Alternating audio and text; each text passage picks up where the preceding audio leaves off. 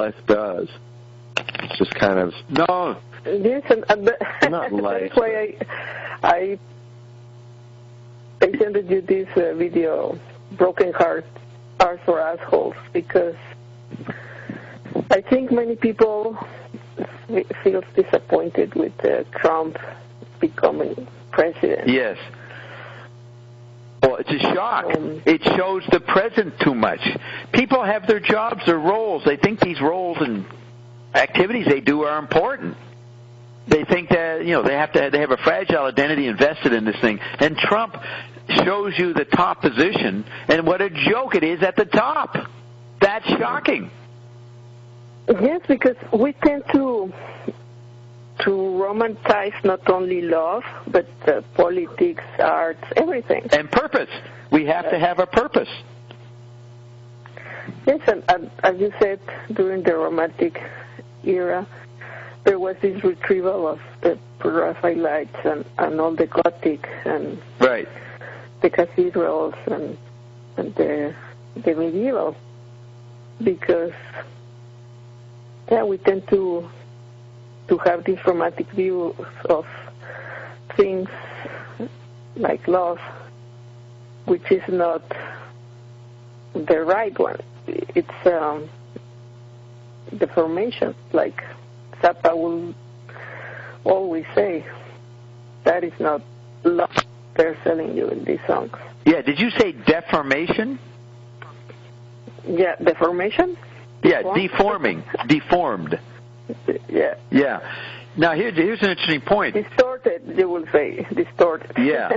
So listen to this. McLuhan says that the printing press comes in, 500 years ago, and it takes all of nature and processes all of the earth, the elements, as its content. So that means mining, which becomes strip mining, going across the planets and wrecking cultures in South America and grabbing their gold, processing the material of nature, and that includes the chemical physical body. So you have more and more processing of the body with the terrible slums and ghettos of that early part of industry in Europe, especially in the United Kingdom. And eventually the chemical body is shown how expendable it is in the concentration camps, in the ovens of World War II. So all of industry for 500 years is considered a monstrous invasion of human scale. And so everybody from the, say, 1750, in the 1850, that period, the Romantic period, and before and after, is a retrieval constantly of culture before the printing press, which was before industry and the assembly line. Right? So the New Age people of the 80s, they retrieved the Native American or the Aboriginal in Australia, always retrieving further and further back the most primitive, untechnologized, unmachined situation. But people don't realize that the first machine, impersonal machine, is the printing press. It's the first thing to have a product that repeats itself, mass-produced. Mm-hmm. Everything else is one of a kind aspect. Mm-hmm. Yeah. Everything's celebrated, things making their own spaces. And the electric age retrieves making your own space, but eventually it's taken over by the Android meme. My chart is a picture of the Android meme. That means the Android meme created McLuhan, LaRouche, Zappa, all these guys are anthropomorphic physicals to make people think there's still a chemical body here. It's a chemical body that, it's pretty obsolete, and most people think of it as a cyborg, but you must retrieve the human form as the printing press created it. That is the content of media. That's celebrity culture. They just keep showing human beings on there, and there are no human beings in that physically book-oriented taught image that they teach in med school. We're not that body anymore. You've got the digital landscape and the TV landscape and the astral landscape clipped on you.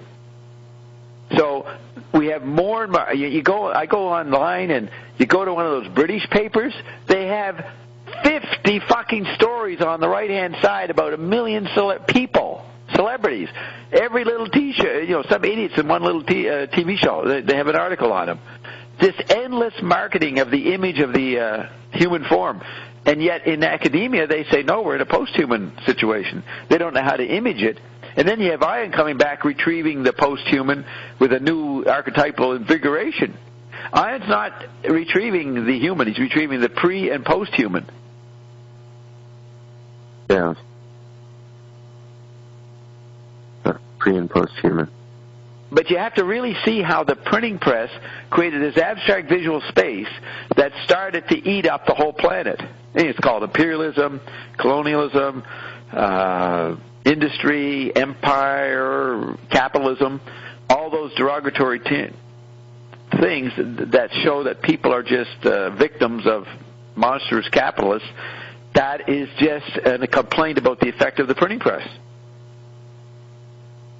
and its creation of visual space or money, which swamps everything all around the planet.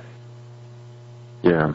And so then you get into the electric age, and the electric age is starting to consume literate media, not human beings. So human beings get forgotten. So by 1945, the human chemical form is just thrown into an oven. Because radio is processing movies, telephones, bulldozers, ships, all the older media, not the human being. The human being got processed from 1500 to 1900, and then 1900 to 1940 is media content for the radio vortex. That's why Joyce could throw all media. He just went through the 1911 edition of the Encyclopedia Britannica and just grabbed as much information, threw it into a stew as possible, because all of it was being chewed up by the processing of information that radio and soon television would do. And then the android meme comes along, kicks out all 5 bodies, and takes on a life of its own. What do you mean kicks out the 5 bodies? The analog media that goes from television to early computers to the satellite, they're all extensions of the human being. Once the satellite extends the whole planet, not just the human being, what's extended after that? The technologies inside the satellite environment, all the older analog media, start being extended digitally by this machinic android meme, and it's only extending itself, not the human being. It's not extending our body parts. It's extending its machinic self. Yes. So it's not an extension of a human chemical body sense anymore. Right. You could say the anthropomorphic physical is something that's extended, either through body language or ESP or speech. You run through the whole history of technologies. They're all extension of the human form. But we've been living in a situation for the last 40 years or so where the human form is not being extended. Not even the planet is being extended. The digital, machinic, whatever the fuck it is, nobody even understands it, is extending itself. So that's post-earlier media.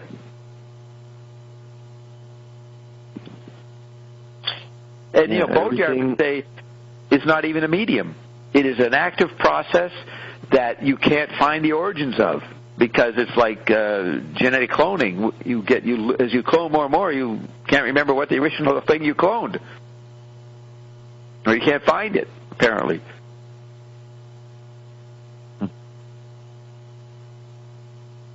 So now we're just having fun. No, most people are exploring pain as a antidote to too much fun. In my quadrant, the Dobbs quadrant, the syndrome is ecstasy. In my quadrant, subsumes the other 4. So ecstasy is the main experience that people are having, either by taking drugs or just engaging in the flow of life with all their distracting information in different bodies and media. The anti-environment that is to explore pain. So you start off in 1970, Chris Burden, an early performance artist, he started chopping up his body. That was his art. Do you remember, you guys ever learn about him, Roxy? Mm-mm. Yes, look out, Chris Burden, ChrisBurden. He was the first guy to, chop up himself, mutilate himself in performance, in a gallery. And then you have variations of that. Then you come up to Stellarc, Stelarc. I think he's Australian. Coker celebrates him in the 90s. He did these massive installations where he'd attach all kinds of modern hospital biometers on his body and then amplify them so you'd hear his heart pounding. He'd put himself through painful stretchings, and the stretching of his body and the inner proprioceptive mechanism would be broadcast. So he was a big deal in the 90s. Stellark right now, I think he chopped his ear off, or he took an ear and he attached it to his arm. That's how far he's gone.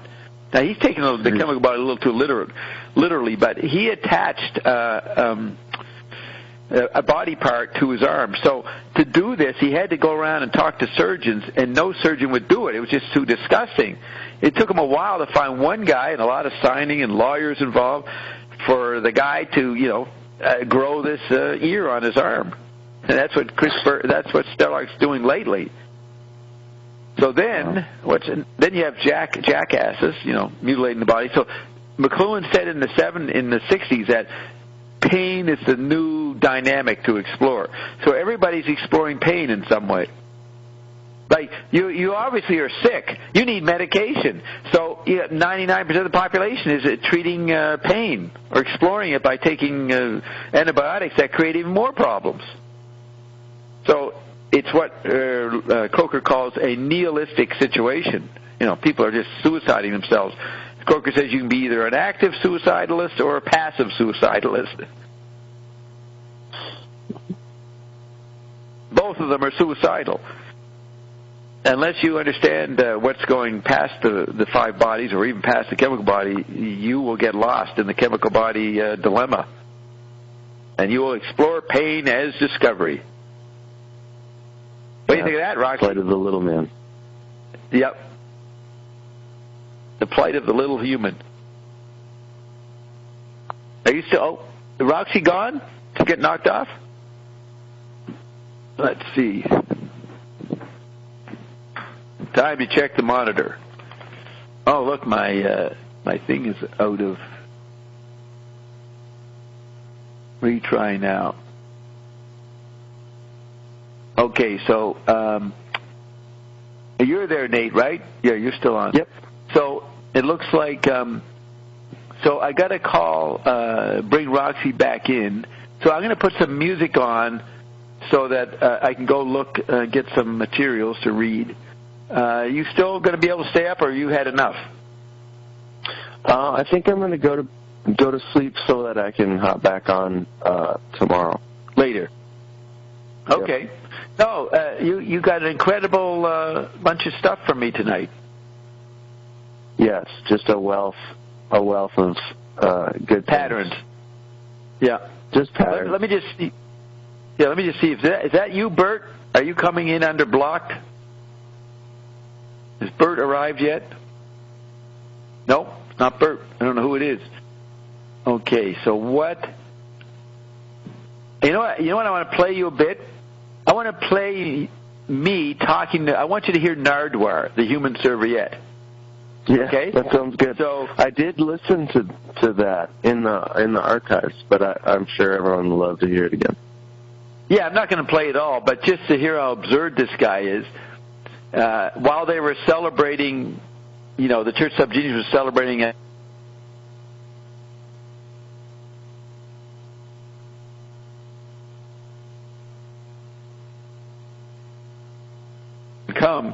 I'm there in troubadouring out in the wilderness talking to this vagabond college radio guy named Nardwuar.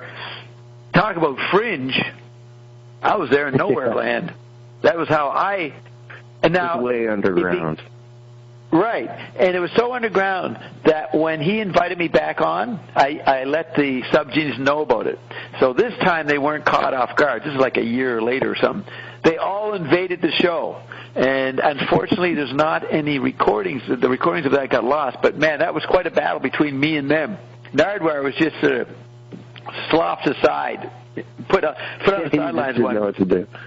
Yeah, and I'm blasting Reverend Nikki, I think her name was, Reverend Nikki. She was an employee of Stang's in Dallas, and Dr. somebody who was one of their main tough guys. And, man, did we go at each other. And that was the second time.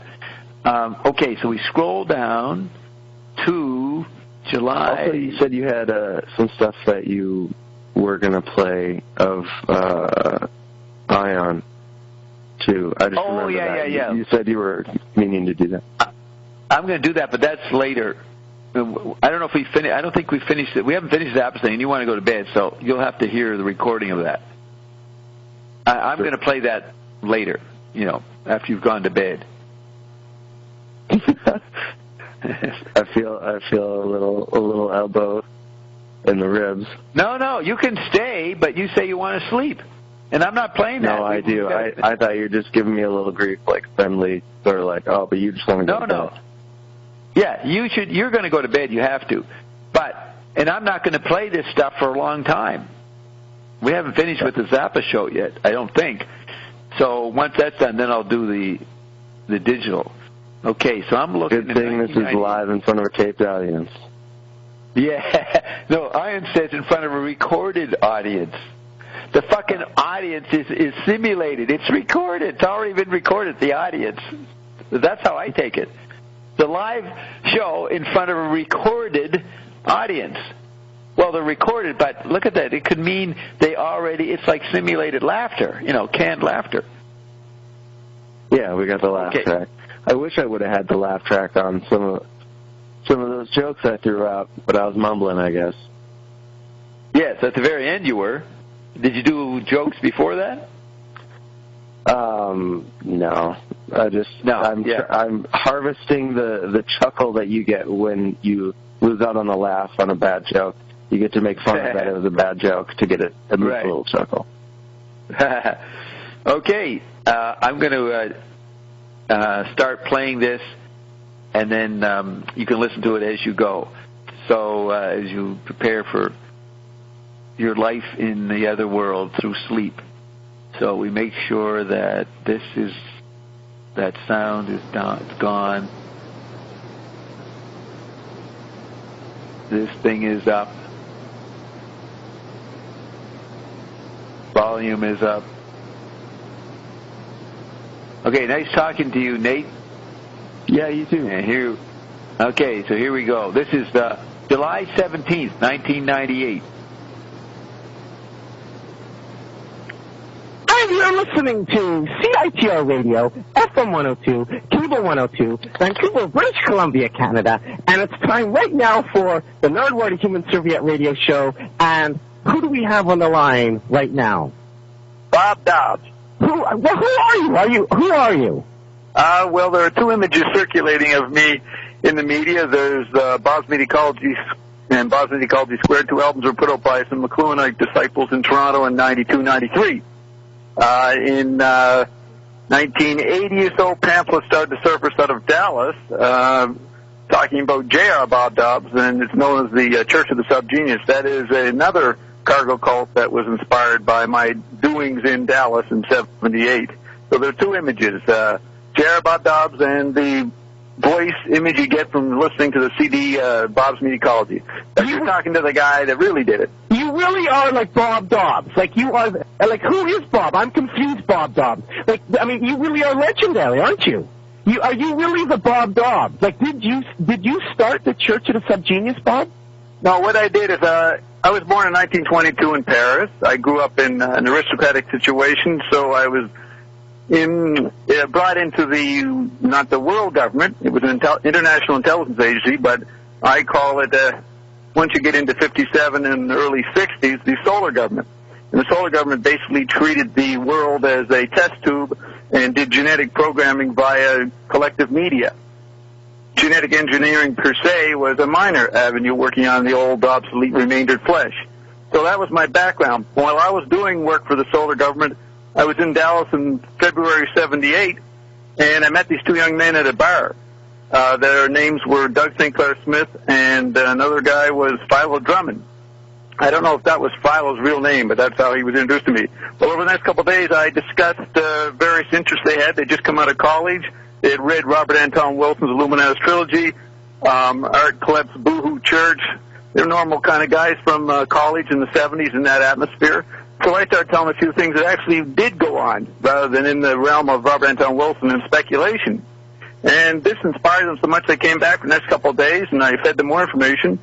And I didn't know this would have an effect on them, but like creating a cargo cult, what happened was they started releasing pamphlets and broadcasting on CB radio in that area, talking about the J.R. Bob Dobbs, the character they had invented or sort of crystallized in how they understood me and the effect I had on them. Is that what you look like? Do you look like the guy with the pipe in your mouth? Is that modeled after you, Bob Dobbs? Well, I'm 76 now, but here's what happened, is that when I eventually saw the pamphlets, I didn't even know this was going on. I noticed that the image that you're talking about, the man with the pipe, looked exactly like my father. And I had shown a picture of my father, which was probably taken in the 30s and 40s. And that image is what they imitated, because they knew they couldn't use my face because I could sue them. So they took an image of something similar to my father as their sort of reminder, their code. Was that book that's out there, The Church of Subgenius, did you write that book, or was it those guys in Dallas that wrote that book? They wrote it.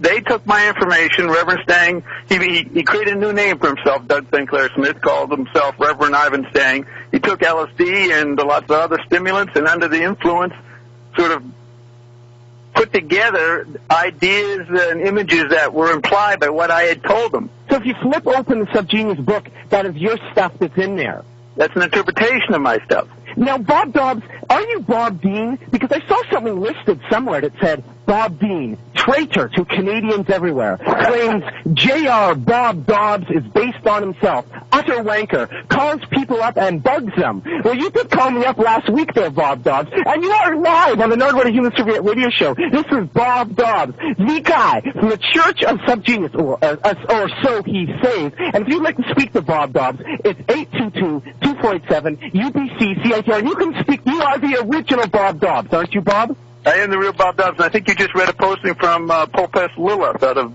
Portland or Seattle. That was on the alt.slack listings, right? Right, and what's this Bob Dean? Is your name Bob Dean? No, I don't know who that is, but I have an idea of where it came from. What happened was there was a journalist who worked at CKLN named Bob Marshall, who I used to prepare the ground for going on the radio in '87 in Toronto. I was on for 4 years, and tapes from those shows were used on the Bob's Medicology album. But I had no say in that. They picked what they wanted. So Bob Marshall was a journalist there. He got removed, and I came on and replaced him, but I had planned that. Now, Bob Marshall knew a woman named Carolyn Dean, a doctor in Toronto, who actually was my wife, Connie. And she, Connie Dobbs, had to have a cover while in Toronto, disguised as a doctor, so she used the name of a friend from Nova Scotia, Garrett Dean. And that was her name. Now, Bob Marshall was seen to be in her company and in the clinic, her medical clinic in Toronto for many years. So many people thought that was Carolyn Dean's husband. So they decided that Bob Marshall was not his real name, and they called him Bob Dean. But there is no Bob Dean. There is a Bob Marshall, was a friend of Carolyn Dean. Carolyn Dean was my wife. Her real name is Connie Dobbs. And that's where the confusion came from. And you were Bob Dobbs, 822-247-UBC-CHF. I'd like to speak to Bob Dobbs. Now, Bob, when you mentioned Canadians there, like traitor to Canadians everywhere, I've always been confused about the Canadian connection because, I picked up those Subgenius books, thought, it is something out of Texas. And then, you pop up in Toronto doing this Canadian stuff. Like, are you from Canada? How did you were living in Texas? How are you a traitor to Canadians everywhere? Yeah, good question. I was born in France, so I was French. I'm still French. And when I was stationed in North America for the Solar Government in the 50s, I met and inspired Marshall McLuhan as a young spy infiltrating his operation at the University of Toronto. I then was involved in many things in North America, and being a European, it took me a while to get adjusted to North American culture. But eventually, I was more located in Nova Scotia in the late 50s, early 60s. So I developed a bit of a Canadian identity there, but I wasn't a Canadian citizen. Then when I went to the States in the late 70s into the early 80s, I became sort of American, but by that time I still had sort of a Canadian accent molded by my Nova Scotia environment. Then I went back to Toronto in '84, because that's where Connie was stationed, and I didn't have to be in Dallas anymore. And since Canada was the Switzerland of the Solar Government, a very important place, represented by the former ambassador, I think his name was Alan Gottlieb, the most plane flights between Washington and Toronto and Ottawa outdid any other plane flight. So Canada really ran the States in the 80s. the secret government level. And so I had to be in Canada, and I was in Toronto, and I acquired more Canadian patina, but I'm not a Canadian, but that's what they're talking about. Basically, because the album Boss Me Called You was made by Canadians, they call me the Canadian Bob Dobbs. Bob Dobbs, please unmask the grand deception. What is the grand deception, Bob Dobbs? Where does the Reverend Ivan Stang fit in the grand deception? Are you two at war? No, Reverend Ivan Stang is a close friend of mine behind the scenes, but I treat him and regard his work and very funny work that he and his team that they've created, the Subgeniuses, I consider that a John the Baptist kind of work, preparing the ground for my surfacing, which actually starts this year. I spoke at the Banff School of Fine Arts last December under the auspices of Sarah Diamond and Sylvain Latrange. I then spoke at Fordham University here at Lincoln Center in New York City at the McLuhan Symposium. I'm now servicing my files. The Real History of the 20th Century will come out in Flipside starting this next issue will be on the stands in a couple of weeks, the July issue. That will give you the real history of the 20th century that nobody has explained yet. And so Reverend Stang is purposely pretending he's suing Nelson Thal and the people in Toronto, but that was arranged by me, and he's a total puppet and helping promote my operation. And you are Bob Dobbs, 822-2487, UBC CITR. If anybody has any questions for Bob Dobbs, now anybody can be Bob Dobbs, can't they, Bob Dobbs? Like, there are tons of Bob Dobbs in the phone book. Anybody can be Bob Dobbs, modeled on the Church of the Subgeniuses Bob Dobbs. But nobody can be me, and nobody has the experience that I had. Because remember, the Church of the Subgenius is not what I do. I am not connected to their interpretation. For example, they thought the Exes were coming a couple weekends ago, July 5th.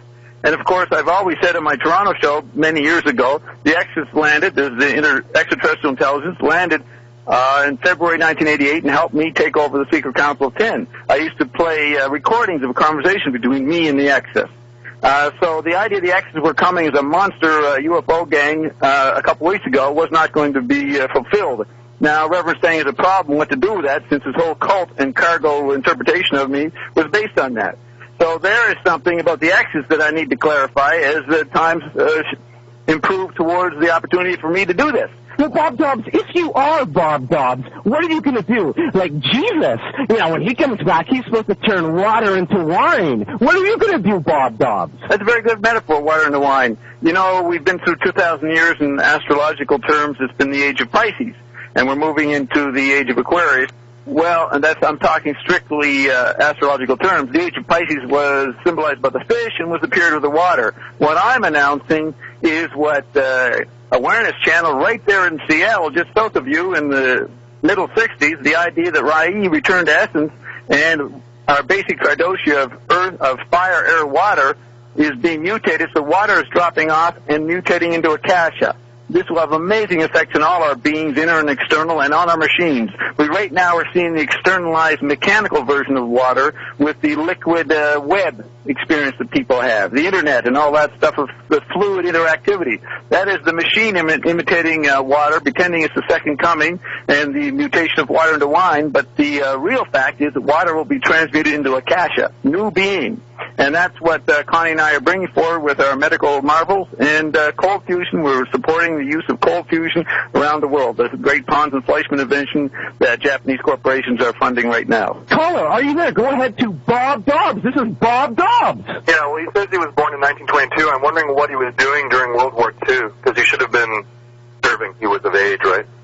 Yes, I worked for the French underground and for the French Nazis. I had to work in all levels in the solar government, and segments of that will be released in the July and September issues of Flipside. But in particular, a very interesting thing I will be showing is how I was smuggled into the Battle of the Bulge in December 1944, and at the Malmedy Massacre, where Otto Skorzeny and some Nazis put on some American uniforms and infiltrated the American situation there and killed 86 soldiers. I was part of that double cross. Did you meet Adolf Hitler? Yes, I did. Where did you meet Adolf Hitler? Well, my father, in Berlin, we went there, and my father represented forces more powerful than Hitler, historical forces, but he was powerless after World War I to do anything about it. And so he went, I remember, I have that file in an upcoming Flipside. This is 1936, I think in the fall after the Olympics. And I remember sitting in the corner cowering with this maniac who was calmly talking to my father, explaining his reaction to the fact my father said, "We cannot resist you." Now, what Hitler did not know is my father had other game plans up the sleeve that would eventually remove Hitler from the world stage. But you're talking about the Up the Orphic Ante essay where I talk about who I met. Well, solar government, what was that, working for the solar government? What was the solar government? That began with Sputnik. Once you had a satellite network over But, I mean, before that, you were meeting Hitler. Like, what authority were you meeting Hitler? Why would Hitler pay attention to you, Bob Dobbs, the young kid in 1936? Because we were part of the Fondi. Now, the Fondi were the ancient oligarchic gold cartels that ran most of European society for several hundred years before the 20th century. And we represented forces that had to deal with the new technological revolution of the 20th century, which were not really controllable by money and wealth. Money collapsed in 1929. The managers took over, and it was a different kind of society. So those of us who had great wealth and power based on gold were in a weakened state in the 30s. We aren't now, or we weren't in the 80s. That's why we brought back Prince Charles, the representative of the Fondi. But the thing is, you're asking me about what's Hitler's role in this? Well, I was just wondering. Actually, caller, do you have anything else to add? Yeah, actually, he's talking about Hitler, and some people think that Hitler was Kalki, the 10th and final incarnation of the Hindu god Vishnu, who apparently was going to come on a white horse to destroy the cosmos at the end of each world cycle. I wonder if he has any comments on that. I certainly do. Hitler was not the reincarnation of that. He was an appendage of the reincarnation of that. And you know what the reincarnation of that Hindu situation was? It was the radio environment itself. The tribal drum. The tribal drum had incredible effects on world consciousness in the 20s and 30s. Oh, wait, caller, anything else to add at all? Yeah, what the hell is going on down in Texas? Nothing much now. The game's up. They had their X-Day on July 5th, so Stang was tarred and feathered up in Sherman, New York on July 5th because the actors didn't show up. So now he's trying to market the videos and claim that the Bob Dobbs he was talking about, the J.R. Bob Dobbs, had the wrong date, and he's hoping to continue the Carter cult to make as much money as possible. Well, thanks so much for phoning in, Bill. You're welcome. And do-do-do-do-do. Do-do. And you're listening to CITR Radio, FM 102, Cable 102, Vancouver, British Columbia, Canada, and the Nardwuar Human Serviette Radio Show. And we have live here on the phone from an undisclosed location, right, Bob? Oh, no, I'm calling from Manhattan. That's where I live now. You are Bob Dobbs, but we don't want people to know your phone number. That's why you phoned me, right? That's right. Now, who are the bad guys? Who are the bad guys? Who are the bad guys? Bad guys are the guys who killed Kennedy, who created AIDS, who are covering up the meaning of the crop circles. I was part of those people, but what I pulled off in February 88 was a weakening of their position, allowing me to surface. And I've been in the media since then, and I even have a stronger support structure since the end of 97. Now, subgenius, what exactly is subgenius? It's impossible to define, isn't it? Oh, no, very simple. Very simple. The definition was given, you see, I was forced to talk about those terms even though I really didn't develop them in the Church of Subgenius, but because everybody thought I was identified with Stang's Church when I was doing my talk show in Toronto, I would comment on the terms. And the meaning of subgenius, as I told him in the bar, but he created his own parody of that, but the technical meaning is that all geniuses create cultural and technological products for humans to deal with, for example, the radio environment, the reincarnation of the Hindu god. These technological products have effects, and the subgenius studies the effects or the subtext of the works of genius. So it's a subplot that the works of the genius create. That's what a subgenius truly does. Well, what about Bob and Bill has also told me that, like, there's two choices for slack. In the pursuit of slack, at least subgenius, you can either blow up or you can relax. How do you relate to that? Well, both of those things are inevitable for kids today, for anybody born since 1967. So I wouldn't say slack is neither or either. Slack is the understanding of why that happened. Caller, are you there? Oh, yeah. Go ahead to Bob Dobbs. I just wanted to ask Bob where he got all this stuff from. From my experience, which I was just been explaining in the last 20 minutes, because I was involved in intelligence agencies you haven't heard of, what I call the solar government, which came in with Sputnik, I have an extra advantage that nobody has, and that's why I've gone public. I'm trying to help you people. Caller, are you satisfied with that explanation? I don't know. I'm still not satisfied. How come I've never heard of it before then?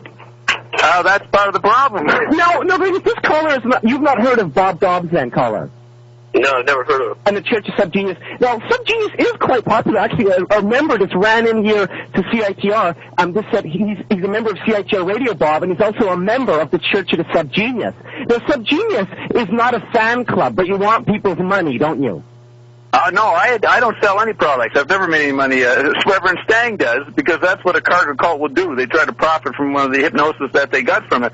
But I don't want any money. I'm actually going to free up the situation so you don't have to need any money. So you're not a salesman at all. It's those guys in Texas that are the salesmen. That's right. That's their interpretation. It's an American interpretation of Bob Dobbs. The albums, Bob's Ecology, are Canadian interpretations. But I'm neither. Anything else to add at all, caller? Yeah. Where did you go? What are you getting from this? Actually, the caller also... Well, actually, go ahead. What are you getting from this? I'm getting a chance to reappear you people. Since everything's disappeared, you guys disappeared a long time. Most human beings disappeared in the 19th century. The machines ran the global theater. They were the actors on the stage for the 20th century, but they disappeared by 67 or even 77. So now that we're in an invisible state where there's only Bob and Connie who have successfully reappeared, I'm trying to reappear you humans. And we're at the point where we can do it. Bob, why aren't you scared as caller? Like, caller, do you realize you were speaking to a guy who's actually met Adolf Hitler? I don't really think he did, though, so. Oh, I did. As a matter of fact, I talked to, there's a very good medium lives out there in Vancouver, near down in White Rock, that I use constantly, and the transcripts are put in Flipside magazine. I've talked to Frank Zappa, Marshall McLuhan. Flipside published my dialogue with Tim Leary 5 months after Tim Leary died, and I've talked to Adolf Hitler not only in person in 1936, but through a medium. So did I. Well, you probably can't tape it, though. I have it on tape, and I broadcast it. I have it on tape, too. Well, let's see you broadcast, and we'll compare interviews. Okay, fine. Okay, caller, thanks so much for phoning in, and doot-doodle-oot-doo. Do. And you're listening to CITR Radio, FM 102, Cable 102, Vancouver, British Columbia, Canada, and the Nerdword Human Serviette Radio Show. We have Bob Dobbs, Jr., Bob Dobbs, live here on the Nerdword Human Serviette Radio Show. If anybody has any questions for Bob Dobbs, it's 822-2487-UBC-CITR. Now, you were sent on assignment to observe Marshall McLuhan, and this is by who? Who did this? Are these the people that killed Kennedy that sent you on assignment to observe McLuhan? Yes, this was what I call the Secret Council of 10. And so you know are the people who killed, like, you know the people who killed Kennedy then? Like, you met with these people? Yes, well, I was actually one of the people who was involved in murdering him. And how come you have not, you've been not knocked off like maybe like Lee Bowers, the guy in the tower and stuff like that? Because you'll never find us. That's the point, is that you think of Arthur Croker's theory of the virtual class. We're a virtualized class. Now, I was forced because I was born into that situation to do that, but I'm trying to make the virtual class disappear and reappear the human element that might have been possible. So who killed Kennedy is the most dangerous question you can ask, because those people that were involved in it are still around and will still snuff anybody who gets really close and gets access to the media. So you know who actually killed Kennedy then, Bob Dobbs? Yes. And you don't want to say it right now? If I said it, I will tell you a couple things, but if I said actually name the people, you'd be dead within a week. You, Nardwar. Why? Because anybody connected to that virus, anybody who's in the media, you just cited Lee Bowers. Many people in the media used to talk to Sherman Skolnick, Mae Brussel, and other Kennedy assassination researchers. Those people in the media, they would be killed if it got really serious. So is he Kilgarren? Yes, there's someone. So you're saying, Bob Dobbs, if you told me who killed John F. Kennedy, I would die. Would you die? No, I'm protected. So if you told me who killed Kennedy, and then afterwards everybody in Vancouver that was listening to the show, and of course our ratings have gone through the roof, so it's about 6 million people, all chanted who killed Kennedy, would that mean like, all 3 million, 1 million people in Vancouver would die? No, but that's why you'd be killed, because you have access to electric media that gets the word out. But what if we told everybody all at once who killed Kennedy? Could we kill all Vancouver? Like, could you kill all Vancouver if you wanted to, J.R. Bob Dobbs? No, the only person who would be killed would be the medium that broadcast it. Now, here's the point. The people, they can yell the names, and the names in some ways have been said before in different fragmented ways. Not exactly the right names, but very close. And those were close enough to get those people in trouble who said it on the media. But the point is the population scream all they want, but the population's disappeared. They have no access to those people, and it will never be proven that those were the people. Caller, are you there? Yeah. Go ahead. I just wanted to ask Bob a question, if I could. Go ahead to Bob Dobbs. This really is Bob Dobbs. Isn't that amazing? I'm surprised, actually. I just tuned in a couple minutes ago and heard Bob. I'm pretty surprised, and I'd like to ask you a question. Maybe it's been answered before earlier in the show, but I paid my $30 to the Church of the Subgenius. I'm, an ordained minister in the church. What's your name? And, What's your name? What's your name in the church? What's your name in the church, caller? And I'm not on the rescue ship with the sex goddesses, and I missed X Day and everything like that, and I'm wondering what happened. Well, as I've said for many years, nothing was going to happen. I'm the Bob Dobbs that you've interpreted. You've got the church's interpreter. You presented a fraudulent image, a necessary image to prepare my arrival. But the Exodus arrived in February '88, and it's through me that Maybe we should just clear a bit of this up, Bob Dobbs. On July 5th, 1998, it was prophesied by other people like William Cooper. He's the guy who also said the driver killed Kennedy. Don't want to talk anymore about Kennedy killing here at the moment. On July 5th, 1998, he said there'd be an alien invasion, but it wasn't aliens. It was actually the government flying UFOs. And you also believe this too, and I guess this is what the caller is asking about. I don't believe what Cooper says. That's ridiculous, what Cooper says. But Reverend Stang said that July 5th would evoke the aliens, July 5th, 1998. Now, it didn't happen.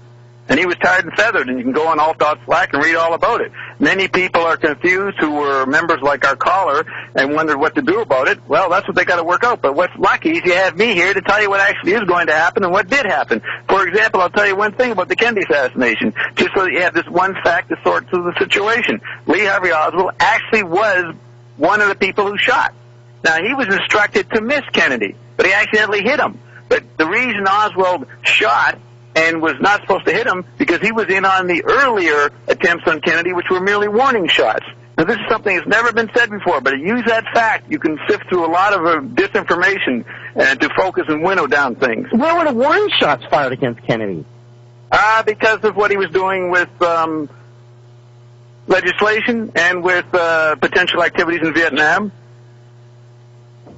And I think the caller just left as soon as we mentioned anything more about Kennedy there. And you're listening to CITR Radio, FM 102, Cable 102, Vancouver, British Columbia, Canada, and the Nobody Human Serviette Radio Show. And we're live here with Bob Dobbs. Now, Bob, continuing on here, you really are Bob Dobbs, aren't you? You really are Bob Dobbs. The original Bob Dobbs, the only. Now, Peter Elliott, Trudeau, and Maggie, what's their role in all this stuff, aside from, fucking Mick? What's the deal on Pierre and Maggie?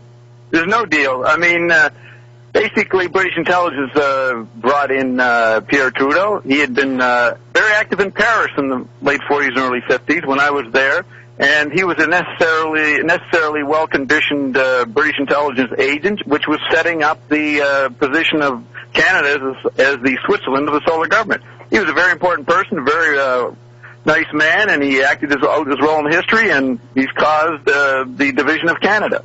How about Prince Charles? You met Prince Charles?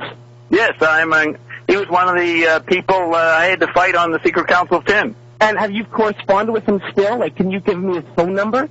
I stopped corresponding him in 1990. When Lockdown Babu happened in 1990, you had people that I had problems with on Secret Council 10 went down. The first was the death of Prince Turnantaxis. He went down in 1990. Gorbachev went down in December 91. He was the figurehead for the Romanov faction, not the Romanov dynasty, but a Romanov oligarchical faction. The third person, Prince Charles, went down in June 92, 6 weeks after Bob's Meatcalls came out, and that was with the publication of Lady Diana's books, which was the destruction of Prince Charles' image. He is now walking wounded and irrelevant. Here it is 6 years later. That was capped off in 97, the final move by Bob to destroy his image with the death of Lady Di. Now, she wasn't murdered, but it certainly didn't make him look any better. What would you like us to do, Bob Dobbs? What would you like to achieve? What can we do? What would you like us to do, Bob Dobbs? And remember, it's 822-247-UBC-CITR. You could ask Bob Dobbs about Pierre Elliott Trudeau or Prince Charles. 822-247-UBC-CITR. What would you like us to, what can we do? Well, you had an event there in April 22nd, that weekend, 1998. You had the Cold Fusion Conference, the 7th International Conference. Cold Fusion is something that's not talked about in Canadian-American media, yet Pons and Fleischmann, the inventors of that technology, this really breakthrough technology, which is going to help us all retrieve our slack, you can talk up cold fusion by getting Infinite Energy magazine out of New Hampshire. Just go on the web, punch in Infinite Energy, and it gives a summary of the conference in April in Vancouver. You can be proud there. So I'm addressing you in Vancouver. It's part of the reason why I called you, because it's a good place to talk. I haven't talked there before, and you've got this cold fusion enthusiasm bubbling there. You should encourage that and have shows about it. What Bobbisms, J.R. Bob Dobbs, have been co-opted by mainstream society? Like the movie Slacker, that's out of Texas. Like there's a Doritos ad with the word Bob in it. Think the Northwest Territories want to rename themselves Bob? Yeah, that's true. There's three examples. Well, the Church of Subgeniuses Stan created was very popular in college campuses in the 80s. Now, that's Generation X breeding ground. And when Generation X started to get into the media in 90, 91, 92, had a little influence, they wanted to talk about their past, to celebrate their youth. So they used those images. Now, what's really important, though, is that began in 1990, and that was, as shown in my chart in flip side, the beginning of Lockdown Bob Rule, which was a 1990 to 2020 period. That is the beginning of Bob hogging the media. Now, it's echoes of me. It's not me. I show up in 98, the actual person. But what's happening is in the early 90s, you had so many events from Twin Peaks on over to the revival of McLuhan that I was involved in that reflect that. Mark Mothersbaugh of Devo also put like a Bob character on the cover of one of his records, didn't he? Well, he was one of the first to give Stang a chance to move out of the little Dallas parochial situation he was in 1980. It was Paul Mavrides at Ripoff Press in 1980 who discovered the Subgenius pamphlet, and Devo guy, Mark of Devo, got turned on, and he helped promote it, and his name was in the book, and so Devo had clout, so that's why Stang got off the ground a little bit in the college world. And Pee Wee Herman had images of Bob, didn't he, in the beginning of his Playhouse? That's right. So it's a very important cultural meme. Now, it's only an Android meme. I'm the real meme. I'm the one that overcomes the Android meme. So the Android meme has been focusing on Bob more and more. Matter of fact, you have President Clinton in the White House who acts out of J.R. Bob Dobbs' lifestyle. Have you talked to Clinton at all before? Bob Dobbs, 822-247-UBC-CHR if you want to speak to J.R. Bob Dobbs. I only talked to him in the 80s before he disappeared in 1990. What's it like? Your Rolodex must be totally overflowing with phone numbers and information. I mean, have you, like, saved the world on an afternoon? Like, you're just watching TV, you see some shit going down, and you phone up your buddy, and he tells to pull back the tanks. Have you done that at all, Bob Dobbs? Yes. I did it on September 17th, 1982 with Dr. Beater. Explain, please. I'm unfamiliar with the situation. Well, Dr. Beater, if you know the album Men in Black by The Strangers, about 1980, you ever seen that album? The Stranglers? I think it was The Stranglers, yes. They had an album, I think it was called Men in Black, and they had a picture of a Dr. Beater audio letter, a cassette. Now, Dr. Beater was a very important person who revealed a lot of stuff in the 70s, and his work and his warning peaked in 1982 when the Bolsheviks, the ex-Bolsheviks of Moscow, took over the American Pentagon and set up the first nuclear strike. This is in that dark period of the first years of the Reagan presidency where it looked like the evil empire was going to go to war, or that the Americans were going to prompt it. Well, the Pentagon was prompted by the Bolsheviks, who were forced to hibernate back to the United States. In September 1782, they were going to do a first strike against Moscow. But thanks to my coordinating efforts with the Gorbachev faction and Dr. Beater, that was aborted. Caller, are you there? I am. Go ahead to Bob Dobbs. Am I talking to Bob now? You are talking to Bob. Go ahead. Thank you very much. Hello, Bob. I'm glad you're on the scene. You finally made it. Listen, could you explain a little more about the Fondy? Do you know what the term means? Well, it's something to do with the gold cartel. Right. The Fondy is the European term for the trust funds. Now, the trust funds go back, it's a technical term in Italian law. Uh-huh. And so Prince Charles can trace his family back 1,000 years in general terms. But he actually represents the German oligarchy, the German fondue, and Fondy is Fondy is plural for the singular term fondue. I see. Nothing to do with chocolate. No. And how about Czar Nicholas Bones? Is that anything? Who? Czar Nicholas, they're trying to put him back in the ground now and all that. Is that any kind of a connection?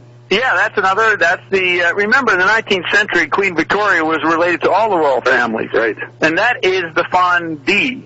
Those families, those economic consolidations that go back 200 or 300 years.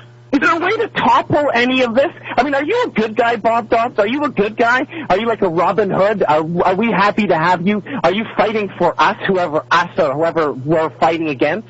You damn well better believe that. The thing is I wasn't sure if I was a good guy until 1990. In the battle from 77 to 90, when I was working it out with the Android meme, which was a very virtual and much of the kind of environment that you people are worried about experiencing over the next couple of years through programs like the Teletubbies, these situations are virtualizations that actually happened secretly in the late 70s, early 80s. In that period where I had to kill a lot of people and involve a lot of scandals just to clear up the mess, I may not look like a decent person, neither my wife. But so you have done a few bad things then, Bob Dobbs? Yes, but... like what generally have you done? Like what bad things have you done? The worst things. I was involved in creating AIDS, for example. Creating apes? AIDS, AIDS. And what respect? I thought the Japanese developed that in World War II. No, they didn't. It was developed in Africa. It was actually developed in the 70s. This is exclusive. I've said this on other talk shows, but the reasoning behind AIDS was to have war without weapons. And the idea was to create an immune-weakening genetically engineered virus that could be put into an enemy population, and they would be weakened, but not killed. They would immediately pick up local diseases, and once that phased out over 2 to 3 weeks, you would have moved in. You then have a healthy population once they get over the effects of the temporary AIDS virus, and they can work for you. That was the final strategy of the military oligarchs. So do you have the solution for AIDS? Do you have the cure for AIDS? When I found that in 1990, then I realized I was a good guy. Okay, so why don't you just give us the cure for AIDS, and then that's it? I mean, then we're rocking. Well, that's what I'm doing here in New York. That's what Connie's doing. Now, here's where we get to your wife why haven't you heard of me? Why haven't you heard of me? Because the Bolshevizing, the consolidation of media control in North America makes it very hard for me to get out. But also, with the decentralization of the Internet and shows like this, I do get out a bit.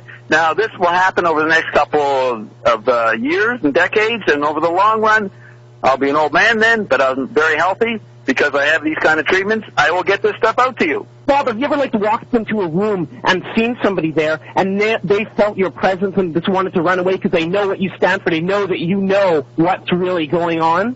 Like chance encounters at supermarkets? Yes, only young children pick that up. No older people, like you haven't walked in a room with G. Gordon Liddy at all, and he knew who you were without you having to say anything, and he knew to run away because you know what the secrets were? G. Gordon Liddy was such a lower level, he wouldn't know about me. I'm not knowable very much in any of the espionage terms that you popularly think about, like Watergate or G. Gordon Liddy. These kind of people had nothing to do on my level, and they don't know about me. Caller, are you there? You still there? I'm still there. Anything else to add to Bob Dobbs at all, caller? Well, I'd just like to say hi to Connie, and did you ever go to Digby, Nova Scotia? Now, you must know me because Digby is a very important place. Why do you say that? Well, I have some big connections to Digby. Yeah, no, Digby is important. I have been there many times in Digby. Good. Hey, the house on the hill, that's where we lived. Oh, okay. Well, caller, thank you for phoning in. And very much, and give my love to Connie. Caller, do. And you're listening to CITR Radio, FM 102, Cable 102, Vancouver, British Columbia, Canada, and the Nerdwater Human Serviette Radio Show. And we're here still live with Bob Dobbs. It's 822-247-UBC-CITR if you want to ask Bob Dobbs any questions. UBC-CITR. Now, you love punk 77 style, don't you, Bob? You asked if I liked it? You like punk 77 style, don't you? Yes, because I was the one who kind of got it off the ground at CBGB's in 75. I was hanging out with Dean Latimer and a bunch of people from High Times as part of my work in pop culture, and I got up and I was at a poetry reading on the CBGB stage, and I did what never been done before. I read my poetry while doing push-ups. Boy, if I were you, I'd retire. I mean, I would have met Hitler, invented punk rock, and invented AIDS, and then had the solution for AIDS. That's enough to retire on there, Bob Dobbs. Well, if I was a human, yes. If I was a pink. But I have a long-range, long-distance plan, so I'm not going to rest on my laurels. Those are puny laurels compared to what I'm really going to do. No, Bob, I met a guy a few years ago. I interviewed a guy called Henry 77. Henry 77, and he was into Fibonacci numbers. What exactly are Fibonacci numbers, and what was this guy Henry 77 possibly talking about? Oh, that's really important. The Fibonacci numbers are very important in geometry, but the man who has developed that into a whole new geometry that anticipates the treatment for age and the treatment collectively for us cold fusion is Lyndon LaRouche. If you go and find his books, he's not a very popular person in Canada. You read his books, he develops the important discovery of the Fibonacci series, which was done around 1100 or 1200 AD, and the geometry that comes out of that leads into incredible understandings that's post-fractal. Like the Kennedy assassination, what's the Fibonacci understanding about the Dealey Plaza? Isn't there some numbers that go back and forth there? Yes, the number 22 especially, November 22nd. 22, if you look at the Bosnia Ecology album, you see a tetrad. That's what McLuhan developed, the tetrad. You see a tetrad on the number 22, which obsolesces the number 7, retrieves the number 18, and flips into 14. So the November 22nd date, you will find in the CIA there had been many activities done on the 22nd of various months. It's called the October 22nd movement.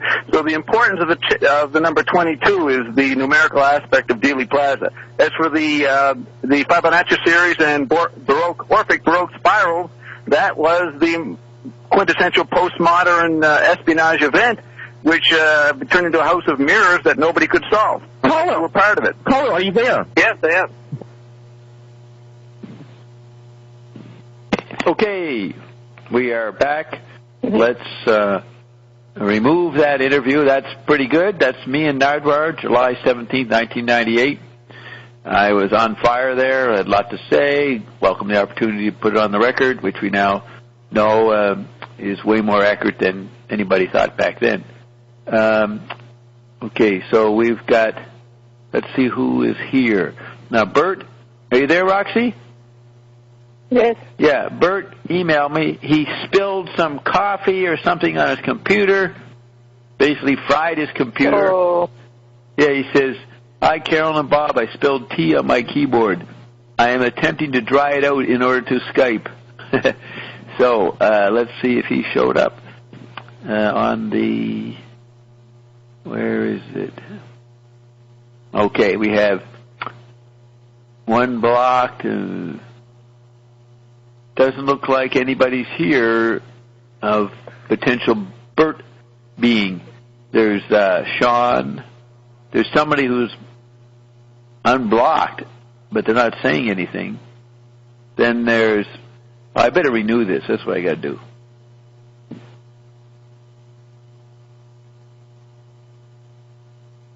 Okay, so. Put some renew on your keyboard. Yeah, Bert, put some renew on your keyboard. I think that's all we got. It's just you and me. Well, wait a minute. Here's who's Norway? I keep thinking that's Era, but she's not from Norway. Hey, Norway, do you want to say something? 479. Look, I just muted you. Here, I'll mute you. Unmute. Whoop. You hear the sound? Mute. Unmute. You want to say anything? No? Okay. Bert's number, Nate's number's still here, but I don't think Nate is still here. He said he's going to go to sleep. Okay, so I hope you Zappa fans enjoyed that digression into my life in the rock and roll industry, talking to the music journalist Nardwar. That's how far gone it's happened. It's become. Nobody, the Beatles, Mick Jagger, nobody predicted the crazy state of rock in 1998.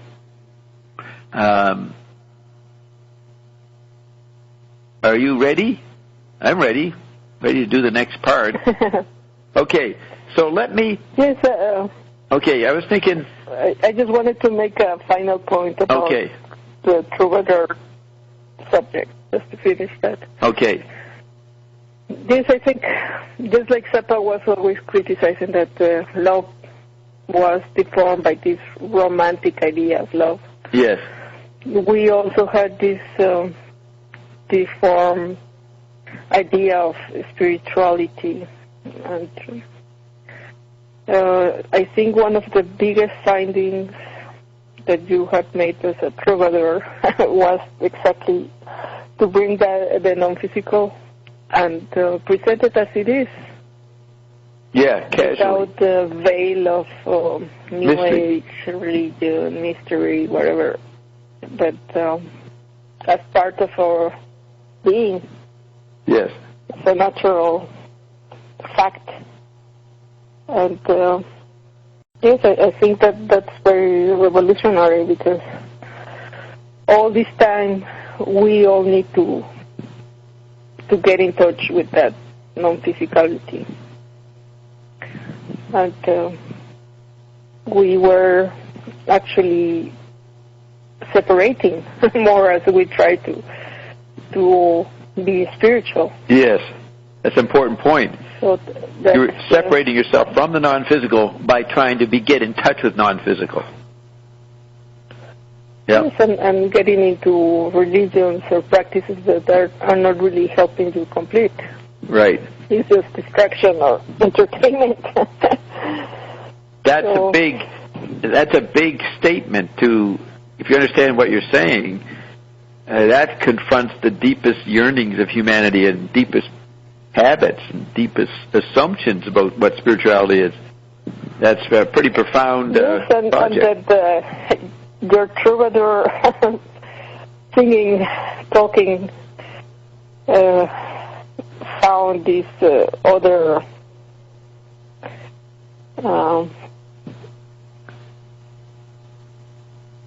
thing to communicate. This archive, living archive. Yes, and to answer and help you find even more and share more and keep up with the singing. Yeah, we don't stop seeking. We keep finding. And we're in touch with something that we know has more things to reveal. That's what's exciting. We know there's much more to be said and going to be said. Just yesterday we were talking to Ion and praising what we had learned yesterday, and then he went to his refrain, "You ain't seen nothing yet." So it's pretty fantastic to think in 10 years, what's going to be happening?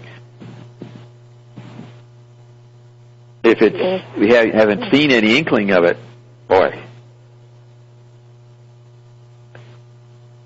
Yes, so this was the Troubadour episode. Troubadour. A true bad oar. True or OAR. In McLuhan's coach house, there was the oar he used at Cambridge in the 30s. The rowing oar was on the wall. So the true door, the true bahaha, or ba, that's sheep noise. The true mortar, and mortar and truth pretty intertwined. Truth isn't limited to mortar, but most people take it as part of mortar. So the true sheep's or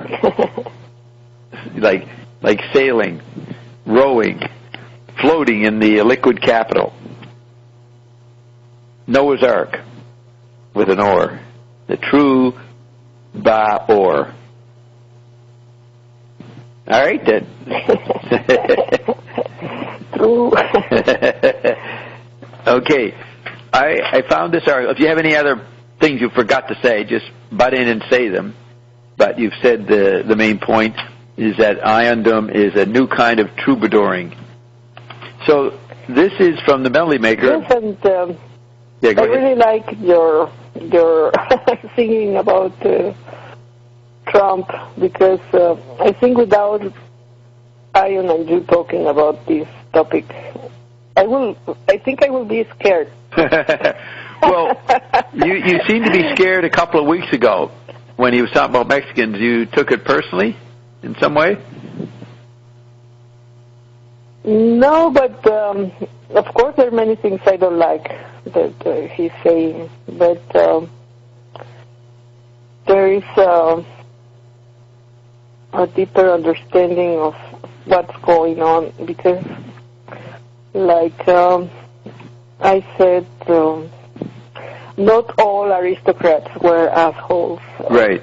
They were also a lot of people that had very high ideals, and they were trying to program the environment as well as they could. Everything, every single object in their environment was designed by great artists, and yes, we should stop limiting ourselves to judgment of good or bad, and like McLuhan said, try to understand the deeper process that created that phenomenon. Yeah, he called it process pattern recognition. Yes, process pattern recognition. I think all the things you shared and explained makes it clear. Right. Yeah. So what's going on? When you first saw the present, which is Trump, it shocked you, so you naturally went into a good-bad judgment. Then listening, us talking, and whatever we've been doing, communicating the last few weeks, you started to see that the good-bad thing misses the point of Trump, that there's a larger, more intricate process going on. So you loosened up about judging Trump as a necessarily evil phenomenon. Yes, I suppose that your man knows what he's doing. Did you say Germain? Saint Germain. Yeah, he knows what he's doing. Yes, he knows what he's doing. Yes. I don't think Ion would be as enthusiastic. I mean, there's many things we bring up that Ion dismisses. So why is he love talking about Trump, making humor out of it, talking patterns about it? What is it about Trump that requires Ion's attention? Well, he is running for the center of the Android meme. That would be the easy answer, but I think there's something else going on. Maybe he's the one that is going to dissolve what it has to be dissolved to. Dissolve what? I missed what you said. Dissolve. He's going to dissolve what? The old environment to start with the new energy. Right. Yeah, I mean, if he gets in on his watch, he's going to see the release of the living water, the bread of life, and probably Coldplay on his first term. I asked Ion what will he make of it, and Ion said, he'll be delighted. Yes, we're going to put some renewal on his toupee, and everything is going to be fine. Yeah, we have to smuggle it in there. Okay, so I'd like to read this article. I've got many articles, but I'm trying to find unique ones.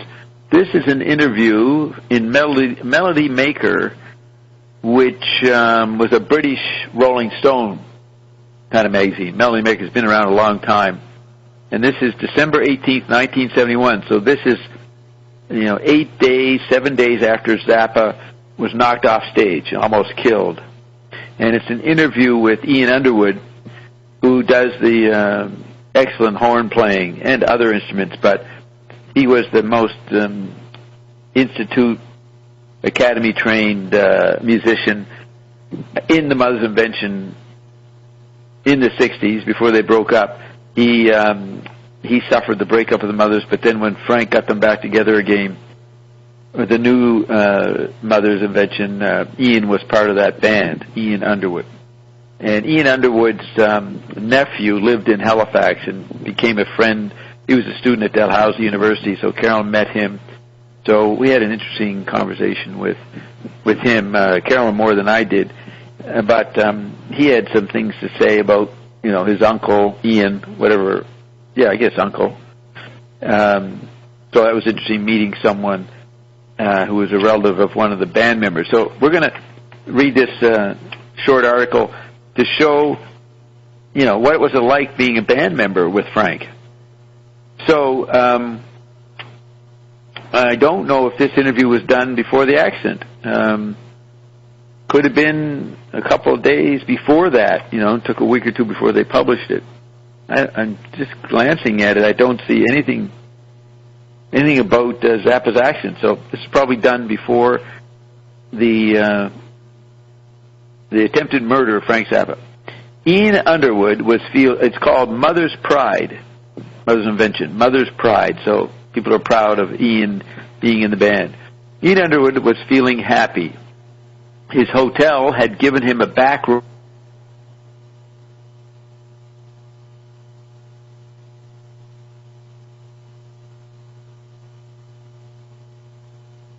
without bothering anyone or they bothering him. He just loved that hotel. It was the first time since he joined the Mothers that he'd actually been able to play a few classical variations while on the road, in the concerts. Practicing aside, Ian hasn't always been happy with the Mothers' invention. 2 months ago, for instance, he was thinking what a bummer it was with Frank's current setup. No chance to do anything more than one solo. A strictly rhythm and effects man is what he was reduced to. I'm adding those words. A strictly rhythm and effects man. 8 months ago, it was even worse. He'd had it up to here. He just told Zappa he'd be leaving after the next tour, and Frank said okay. But it never happened. Ian changes his mind a lot according to how he feels about the last gig or so. And right now, it's hunky-dory, even without the piano and that. So what brings an ex-Yale and Berkeley student playing reeds, ARP, and keyboards? What's ARP? ARP. You know what ARP is? ARP was a synthesizer. Kind of synthesizer, okay. So what brings an ex-Yale and Berkeley student playing reeds, ARP, and keyboards with 3 ex-pop stars? So he's playing, that would be the Turtles, Flo and Eddie. So he's playing reeds, ARP, and keyboards with 3 ex-pop stars, an old jazz pro who looks as if he suffers from muscular spasms, and a deep-thinking egghead who started life as a freak. Those are members of the Mothers. Well, Ian liked the music. Ian liked the music from the start and still does, even though it's now more commercial and personally restricting for him. Then again, he's always nurtured a fondness for audience participation. Remember we were talking about the participation mystique. Then again, he's always nurtured a fondness for audience participation and abuse. With the Mothers and Frank, you usually get one or the other, and often both. Audience participation and abuse. In the old days, of course, it was all much looser. Ian remembers the tiny Garrick Theater in New York's Greenwich Village, where around 400 people would be crammed into this long, narrow hall with a stage at the end on which stood the Mothers surrounded by a forest of amps and equipment. That was in 1967, when Underwood joined the Mothers, straight out of Berkeley, where he had been studying music. The strange aspect of his enrollment with the Mothers was that rock and roll had not previously impinged on his consciousness at all. As a student, he had played in a jazz band called Jazz Mice, which did occasional gigs at colleges or local radio stations. And his other musical direction was towards the aleatory music of John Cage. To this day, his knowledge of rock is limited. Ian gives several explanations for this. Now, that's interesting, eh? Frank infiltrating the rock and roll, rock world, and he's got musicians who never knew rock. It's pretty unique right there. Yes, it is. What? Yes. Yeah, that shows how far Frank's vision spread. I mean, he could include people who never even knew rock. It says here, Ian gives several explanations for this, why his knowledge was limited. To begin with, he was raised on the East Coast, which during his formative years, he says, was musically more exposed to Doris Day than anything funky, as the West Coast was. I guess the West Coast was exposed to more funky stuff in pop radio. More fundamentally, however, he never attended high school, but moved through the educational system from private school to prep school and then college. Thus, he missed the high school hops and all the teenage rock and roll culture that such establishments have helped to breed. Thus, he missed the high school hops and all the teenage rock and roll culture that such establishments, I guess meaning the schools, have helped to breed. Instead, he took up jazz. Quote, I admired Coltrane, John Coltrane, but Ornette Coleman, I think, is the one jazzman who's been the biggest influence. I met him at the Lennox School of Jazz, where I'd won the Schaefer Scholarship. There were 5 of us in all, and I won on flute, of all things. But I studied there, and he was there, too, with Don Cherry. I roomed next door to him, but it wasn't a very even relationship because I was at a different stage of musical development. End of quote. Let's see. There it was, however, and when they were at Yale, Ian and his friend Steve Swallow, the bassist, he was well known, the bassist, Steve Swallow, would drive all the way into New York of an evening to see Ornette and Don Cherry playing at the 5 Spot. Now, that's where I saw Cecil Taylor, 1975, 4 years later, at the 5 Spot in the East Village.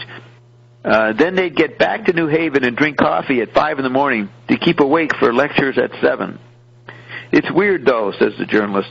These days, Ian is off jazz almost completely because, quote, my final experience with it was so frustrating, unquote, he says.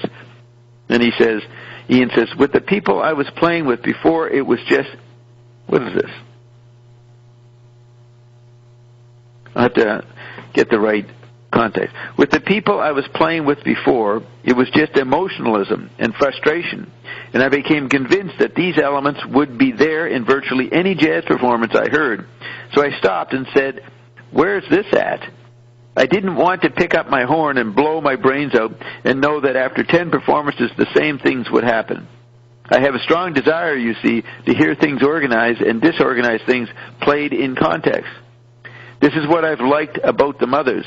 They would do something disorganized within an organized framework. There was a time when Howard Kalin and Mark Volman, they're the ex-Turtles, excuse me, there was a time when Howard Kalin and Mark Volman first joined, that would be in 1970, that I didn't like the music at all because it was very commercial and frustrating because not only was I not playing any solos, but there was no organized madness. Now the solo space, what is this? Now the solo space had been increased to combine with these looser elements. That, I guess that, does he mean that's the phase he didn't like? Now the solo space had been... I like that concept of organized madness. Right. Madness. So now the solo space, so does he mean now he's happier? I'm not sure. Now the solo space had been increased to combine with these looser elements. Well, okay, it's been increased, so he's getting more solo time. Excuse me. He became a mother of invention in very much the casual way that they all do. He went to see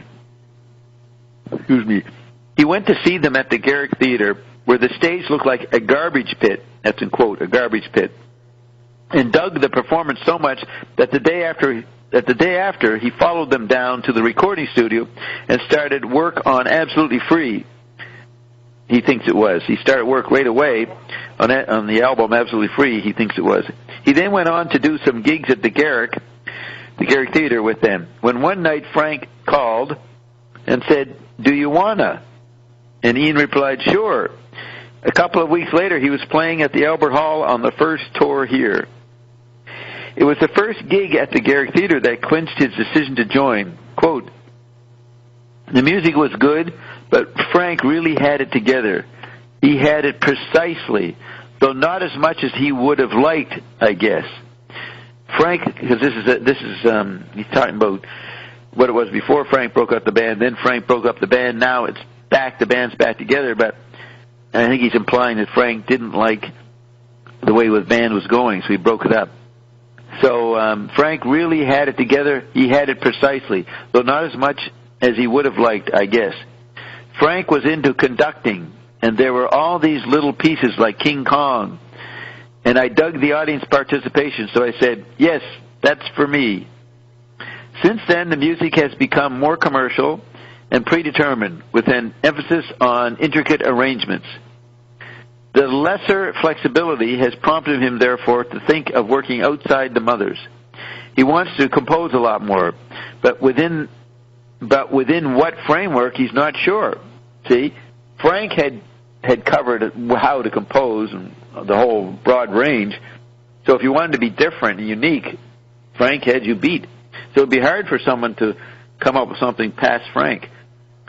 Then it says, about a year ago, he made tentative experiments with a small group which consists of himself on guitar, a bassist named Alan Cooper, and his wife Ruth, who studied at the famous Juilliard School of Music on drums. She was to be on drums in the band. It was assembled partly because he wanted to try out writing for a small group, and partly because he wished to learn guitar, which would increase his facility in composing. He then says, my wife, who played with Alan, that's Alan Cooper, in a rock group called the Hamilton Face Band, is very, very good, says Ian.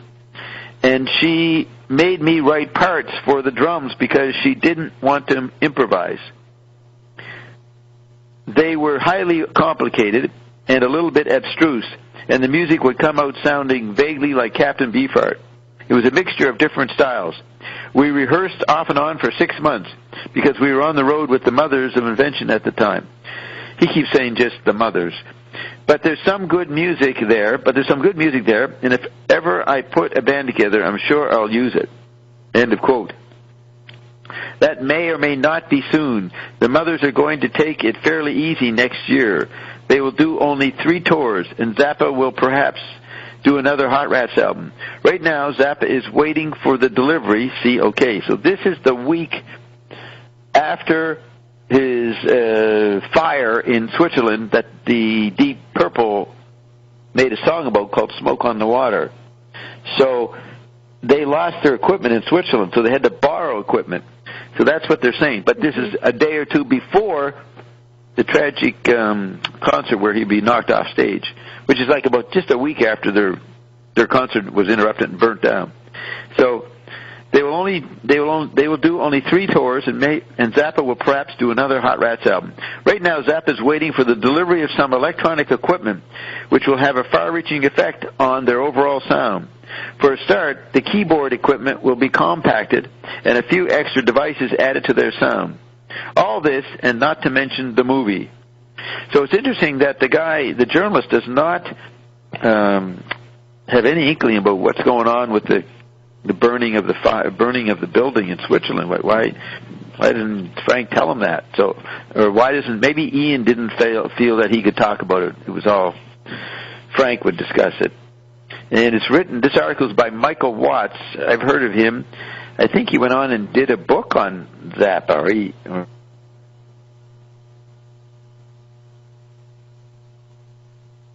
I may be thinking of another guy, but that's a British writer. Do you have any thoughts on what I just said? No, not really. Did you find it interesting? Yes.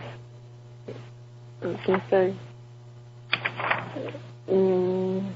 We talk about that accident that maybe was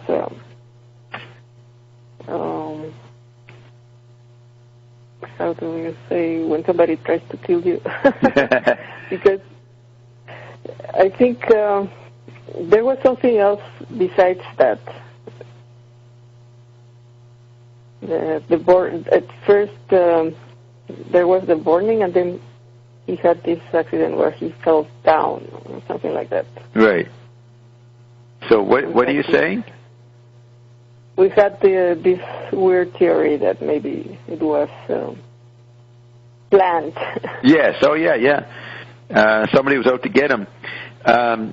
This is an item in Time magazine, December 27th, 1971. They have a section called People, so short items about people. So it says, the rock group called the Mothers of Invention has confronted some harsh necessities in its current European tour. Replacing the instruments and equipment that were incinerated by a fire in France was bad enough. No, a fire in Switzerland. But replacing lead guitarist, singer, and songsmith Frank Zappa is something else again. He will be out for 3 or 4 months with a compound leg fracture and other injuries received when an unappreciative music lover in London jumped up and threw him off the stage. Okay. Now, this is...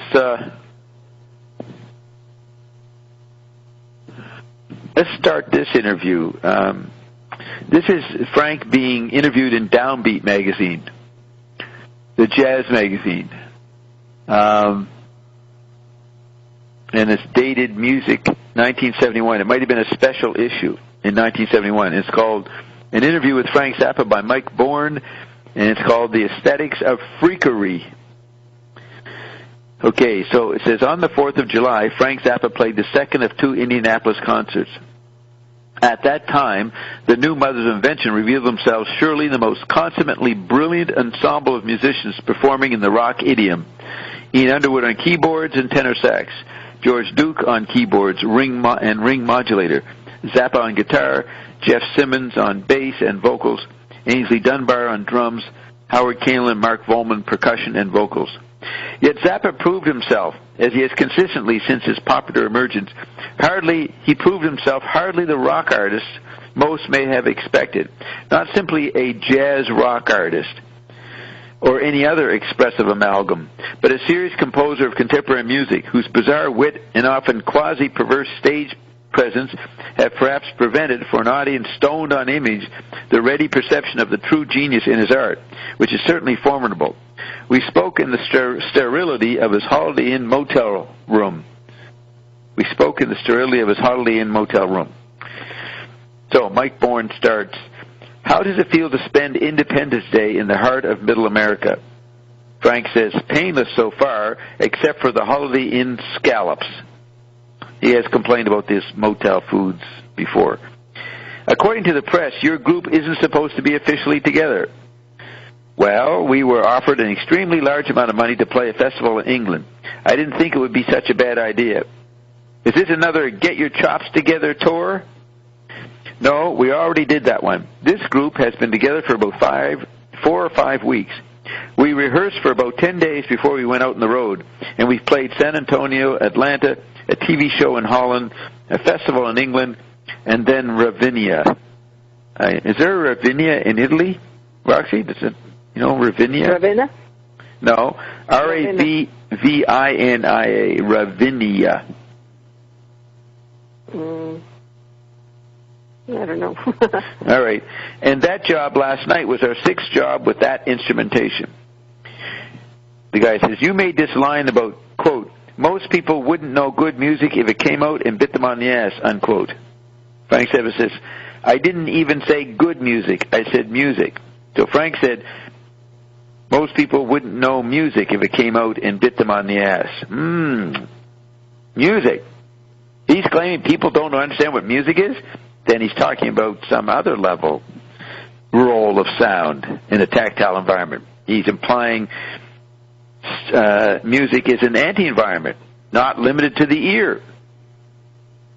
So the interviewer says, that poses the question, who is your audience to be? Who is it? Who do you want for an audience? Zappa goes, who are they really? Well, judging from the letters we get, they're boys between the ages of 14 and 17, middle-class homes with short hair and not too rich, not too poor, not too weird, not too straight, just sort of middle Americans, actually.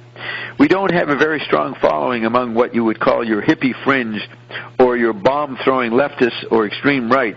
We've got pretty much a middle-of-the-road audience. Who would you want your audience to be? Zappa says, I just wish there were more sort of middle-of-the-road people. Then we'd have a bigger audience. The problem in the United States today is that everything is becoming so polarized. It's a constant pressure on everybody to choose up sides, to be either right or left, and to live your life according to some idiotic dogma that will allow you to be in the club. What about the degree of musical appreciation in your audience? Well, I don't want the people to be different, Let's put it this way. I would just as soon have those same people who were out there in that audience last night with a little bit broader background by which to compute the musical events on stage. When we do things like the introduction to Call Any Visual is the opening part of The Egg On by Igor Stravinsky. Nobody recognizes that. We played it at that concert in Los Angeles with the Philharmonic. Zubin Mehta didn't recognize it. And we're playing exactly off the score. We voiced it out The exact same things that are on the page. There's nothing left out. Just that it's being played by electric instruments. The only person that knew that we played Egon in L.A. was Lalo Schifrin. I've heard of him. Nobody in the orchestra even recognized it. Well, do they not recognize it out of context, or maybe can't see beyond? Zappa says, no, it's more likely they've never heard Egon. Mike says, the one aspect I noticed about your performance was the great theatrical precision.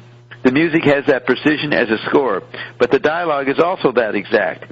Like the moment in Colony Vegetable where you say, quote, you and your little green buddies, maintaining your coolness together, unquote. Zappa says, well, that's right off the record. That's the words to the song. That's not an improvised monologue. And he's talking about an album called 2Apr2016, the soundtrack of the movie.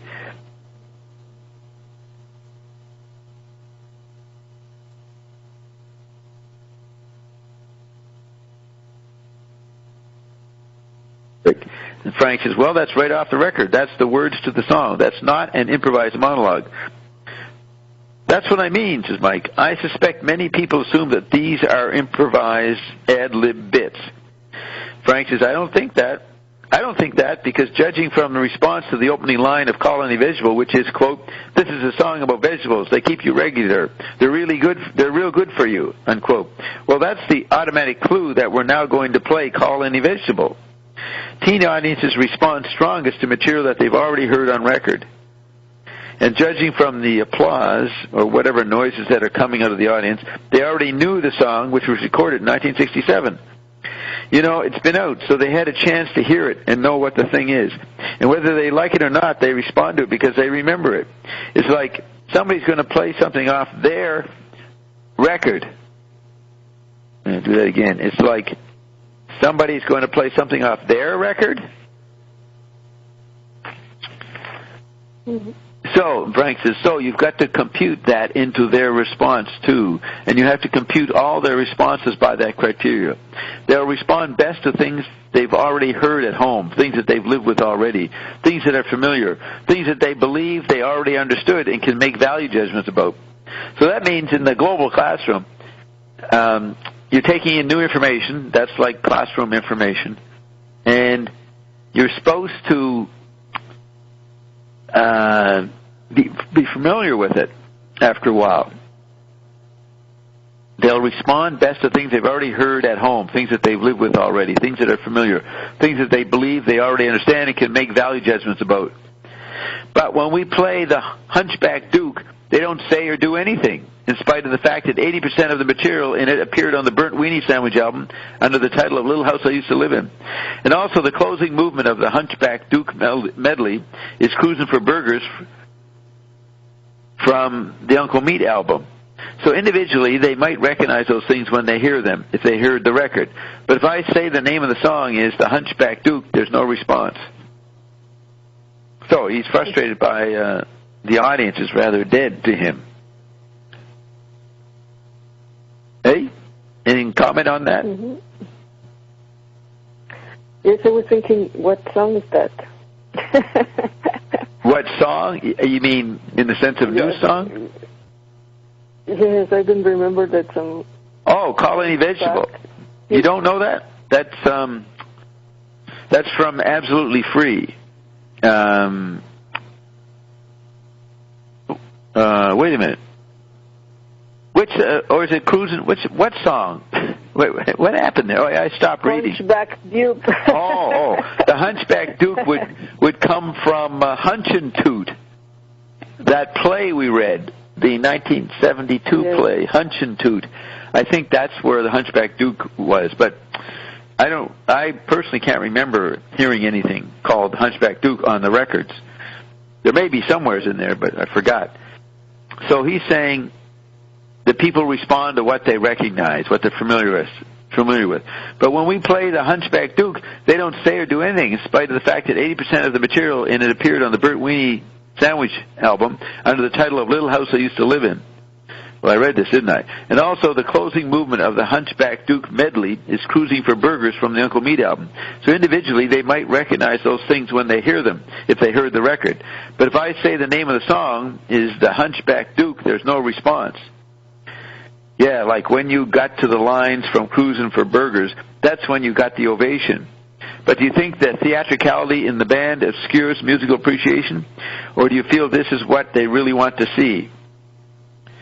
Neither of those things, says Frank. I think it's integral to the music.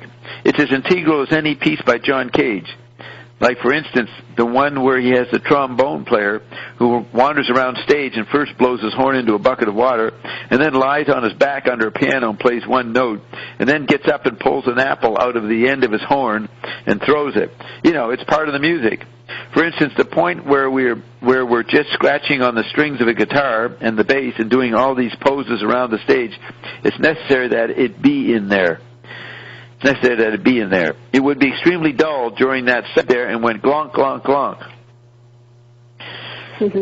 So he knows that the orchestral environment is dull. It has not kept up with the TV experience that people are having. So he has to enter the rock world just to have a sense of livelihood around him and to be lively in front of. So it's easy to understand that the old, he calls them the blue-haired ladies in tennis shoes, that they're going to the opera and the classical symphony performances and seems a little slow. So Frank has to make art congruent with the velocity of the time. So you talk about how they had to liven up their effort to the concert classical stage. They did some gestural antics. It would be extremely dull during that section if we just stood there and went glonk, glonk, glonk. Dull visually as far as a concert is concerned. Well, says Frank, on a record you can do certain things to it to enhance the sound, but to keep the momentum of the piece, we've tried it before without the movements, and it's always more effective. It carries better if there's some physical movement to enhance that very sparse section, because it's just a few little clicks in that. Okay, the journalist says, do you think your music can be as spontaneous as you would like it to be? We're not doing spontaneous music to the extent the old Mothers group used to do it. I've more or less abandoned that until the audience got a chance to comprehend it. I mean, there were elements in what we did that were completely spontaneous, like at the point where I start conducting and breaking up the tunes. That's all 100% spontaneous. Nobody knows where it's going to go. I can stop the group or twist the time around or do anything I want, because this group knows all the signals. But I'm just not doing it as much as I used to, says Frank. This is Frank. I mean, there were elements in what we did that were completely spontaneous, like the point where I start conducting and breaking up the tunes. That's all 100% spontaneous. Nobody knows where it's going to go. I can stop the group or twist the time around or do anything I want, because this group knows all the signals. What? Yeah, they don't know where they're going. They just have to react. Did I hear you live, say real time? Right. Did I hear you say amazing? Yes. Good. Yeah, like they are, electric media are call and response. They demand response. You have to interact with it. So he's enhancing the interactive, natural spontaneity of conversation. He's miming speech between several people. I can stop the group or twist the time around or do anything I want, because this group knows all the signals, but I'm just not doing it as much as I used to. All right, so the journalist says, like the medley of hits, seems as if a whole piece, the medley of his hits in quotes, seems as if a whole piece, orchestrated tightly from one song to the next with a couple of solos. Frank says, there's 3 guitar solos in the medley. In Wino, at the end of You Didn't Try to Call Me, and in the middle of Call Any Vegetable. So, Wino is something on its own. In Wino, and then at the end of You Didn't Try to Call Me, and in the middle of Call Any Vegetable. And after that medley, we played King Kong, and in the middle of the first solo is George Duke. George Duke, and then I play one, and then Ian finishes off on the sax.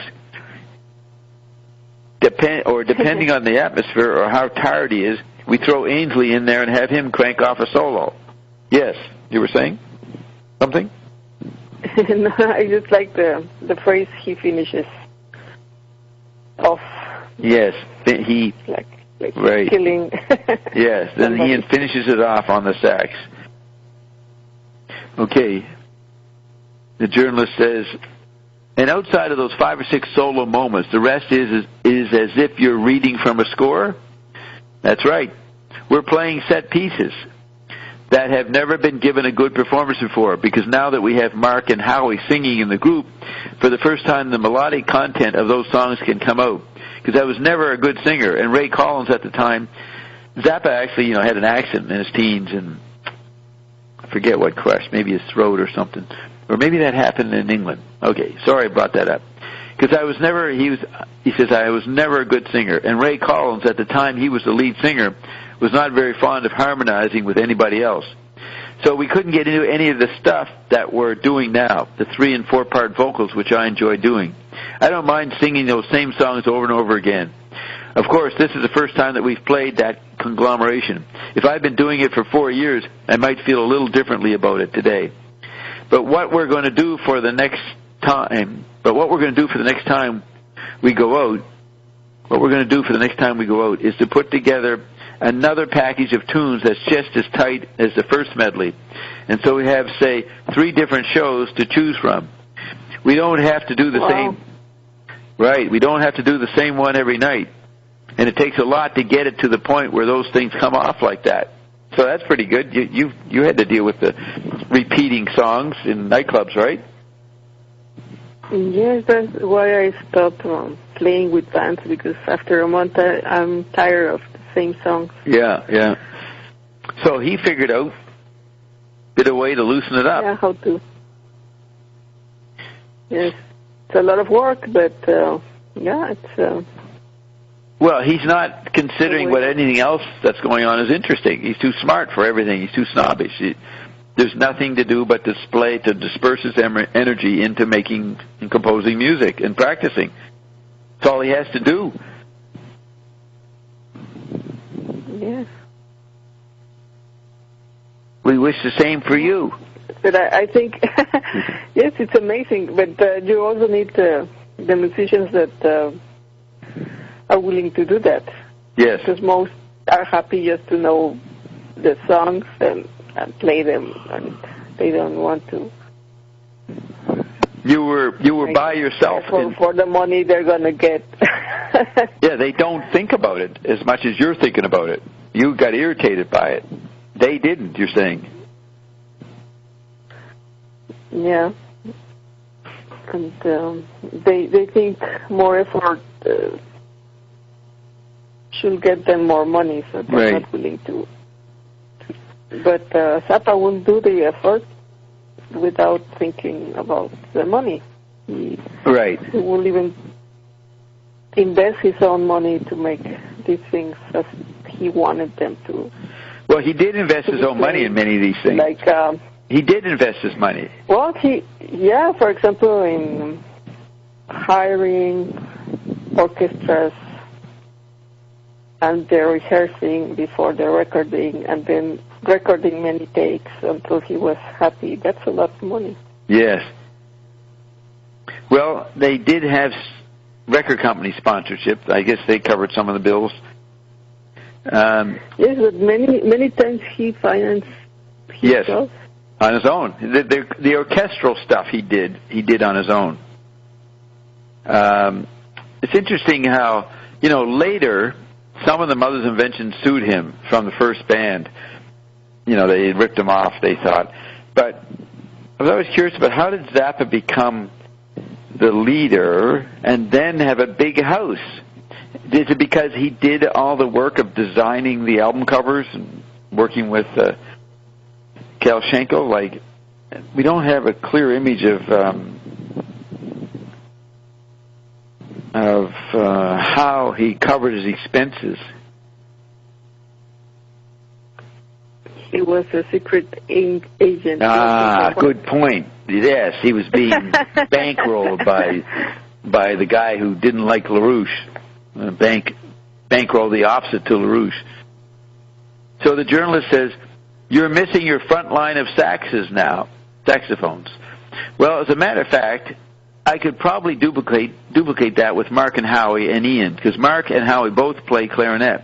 But I haven't had the time to put together a completely integrated musical thing, because we had 10 days of rehearsals to learn a very difficult repertoire and learn mostly in the direction of vocals, because that's what they do best. If the group stayed together for a longer period of time, I'd have them playing saxes and various percussion instruments and guitars and whatever. We could have a variety orchestra, or whatever you want to call it. I think it's enough for right now that they just sing those songs, because they're not easy to sing. Then the journalist says, I asked you last night if you felt bad vibes, and you said you felt no vibes at all. That's right, says Zappa. Can you put it down to lack of musical appreciation in the audience? Zappa says, no, I don't. I didn't even consider that, because when I go out there on the stage, I'm not out there to scarf up the vibe from the Woodstock Nation or tune in on the groovy peace love thing. I want to play my guitar, and I want to do my show, and that's it. And anything else is peripheral. The journalist says, then you don't consciously seek any audience rapport? Zappa says, well, if it's there, it's there. If it's not, it's not.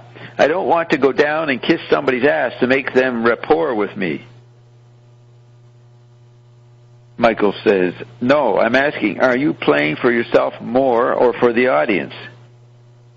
Zappa, I'll put it to you this way. I don't want what we do to be an unpleasant experience for anybody. I certainly don't want to bring them down by what we play. And I don't want to get myself off at the expense of the audience. I don't want to get off. What's that? I don't think of the audience as the main thing when we go out there on the stage. Wait a minute. Where am I? Right, I jumped ahead. If it's not, it's not. I don't want to go down and kiss somebody's ass to make them rapport with me. Michael, no, I'm asking, are you playing for yourself more or for the audience? Frank, I'll put it to you this way. I don't want what we do to be an unpleasant experience for anybody. I certainly don't want to bring them down by what is this? I certainly don't want to bring them down by what we play, and I don't want to get myself off at the expense of the audience. But, I don't think of the audience as the main thing when we go out there on the stage. They're there. I play just as hard in rehearsal as I do at the show. So his younger brother was hanging around in case any help was needed. So I'm looking at the article. Well, I can't tell. It says it starts in 37, goes to 38. I'm going to change this order here.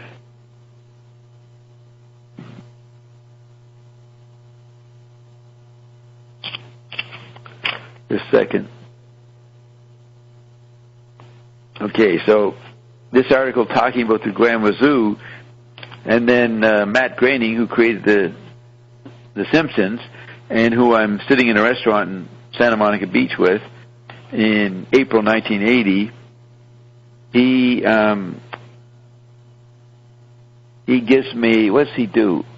Gives me some albums, bootleg albums that he could get out in L.A.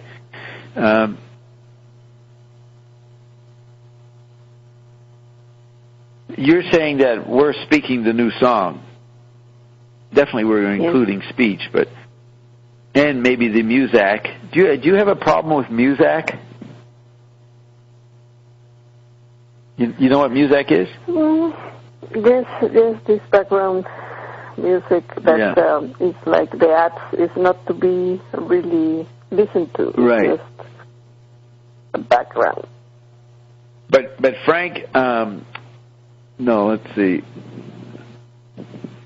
McLuhan got attention because he said that advertising was not meant to be listened to. I don't know what got into you, but most people didn't understand that statement, didn't look into it. I don't know if it's that dumb. I don't know. I guess so. What are you getting at? No. I think it's true. It's made to attract your attention that without you really thinking, stopping. Like, for example, the posters that Murha made for Sarah Bernhardt,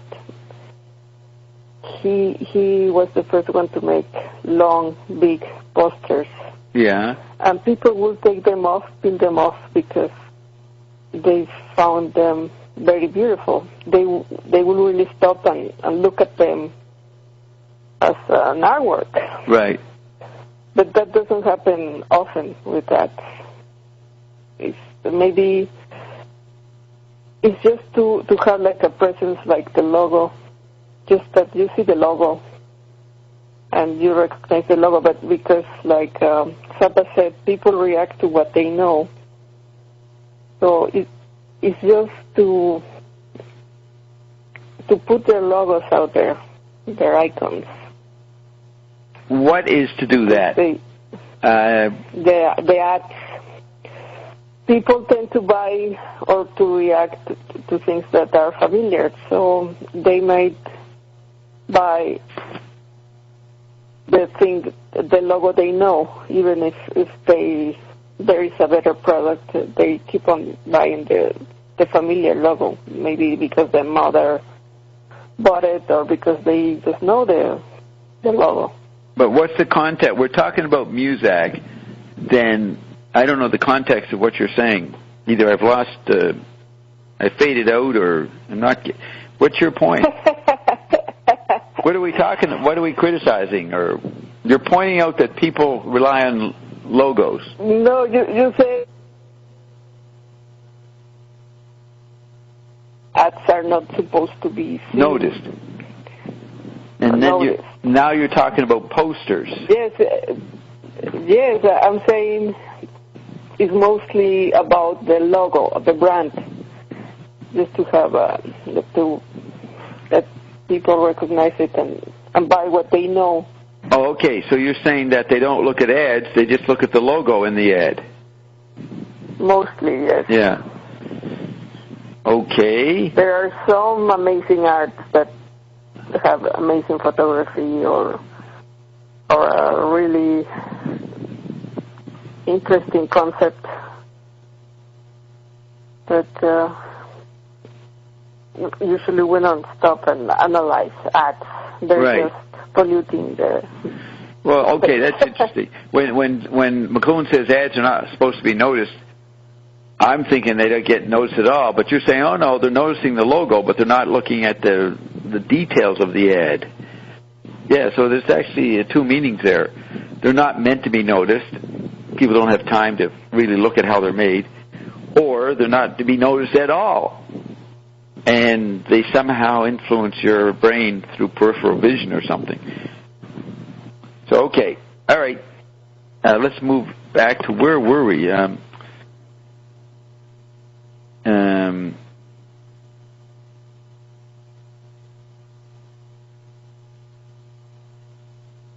Where were we? Okay, I think we're talking about music. Right. Then you don't consciously seek any audience rapport. Well, if it's there, it's there. If it's not, it's not. I don't want to go down and kiss somebody's ass to make them rapport with me. And Michael says, no, I'm asking, are you playing for yourself more or for the audience?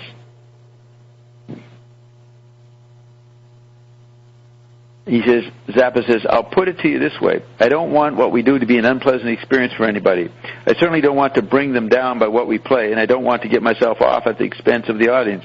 But, I don't think of the audience as the main thing when we go out there on the stage. They're there. I play just as hard in rehearsal as I do at the show. Okay, I don't remember reading that part, so we're caught up. I play just as hard in rehearsal as I do at the show. But then the guy says, Michael says, but it seemed that the times when you most went out to the audience were moments of subtle sarcasm or overt cynicism. Zappa says, well, that's the way I am off the stage, too. In fact, I wish that the audience would understand that by not giving them any special treatment, by not bending over backwards to do something on their behalf, they're being treated as adults and being given the benefit of the doubt. I think it's really pandering to the lowest common denominator in the audience to go out there and just, I don't know how to describe it, what most groups do. So he doesn't want just to be playing the greatest hits that they're known by. All right? So, yes. Michael says, did you feel your performance of 200 Motels with the LA Philharmonic was a success? No, so we played that a few weeks ago, the audio of some of it. Yeah, I felt it was, definitely. First of all, 14,000 people showed up by actual box office. That's the reports that I got. No press since that event has given an accurate accounting of, what is this? No press since that event has given an accurate accounting of what the box office was. Remember we read that article and it seemed a bit off compared to the actual audio we heard. So he has not many reviews of it or noticing it since that event has given an accurate account. No press since that event has given an accurate accounting of what the box office was. They intended selling 11,000 tickets. That would have been 11,000 seats where everybody could have seen the stage, and 3,000 more people than they expected showed up. And those people, like some of them, were press people, were sitting behind the orchestra. The orchestra in a place that big had to be amplified, and the speakers are facing toward the far end. We were about 12 feet above the orchestra on a platform, and the only thing that I could hear was the percussion section, which was right at my feet. And we were amplified, not just our instrumental amps, but going out through a PA system also. So anybody... What? Yes, it's... the acoustic of that concert were like really hard because he says they had monitors to listen on the stage and they were also amplified for the audience. And he could not hear anything because there was so much reverb and people also absorb sound. When a place is crowded, the sound is absorbed, and if you don't have the right amplification, you cannot hear. Right. So I don't know how they played. Right.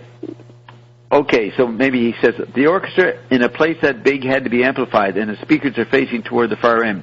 We were about 12 feet above the orchestra on a platform, and the only thing that I could hear was the percussion section, which was right at my feet. And we were amplified, not just our instrumental amps, but going out through a PA system, too. So anybody who was behind the projection line of those speakers, God knows what they heard.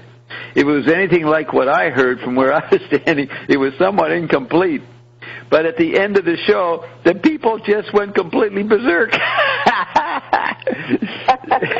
They couldn't hear it, but they went berserk anyways. We got a 5-minute standing ovation, and there were people out there who looked like they really dug it, really heard it. Now, that's incredible, because we read some reviews. They all put it down. They said it was a failure.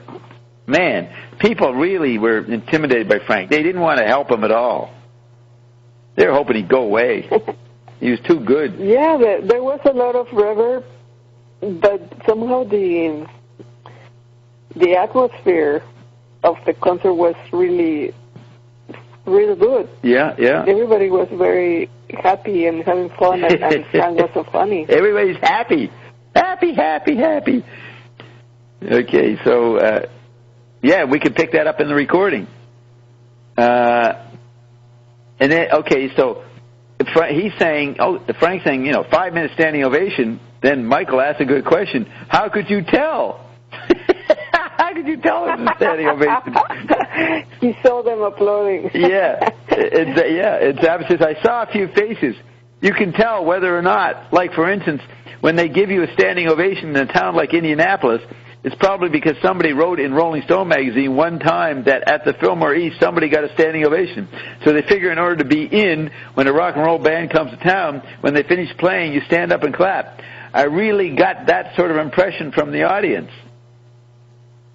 So he's saying they couldn't hear it, but they knew they had to stand up because Rolling Stone told them that's what you do.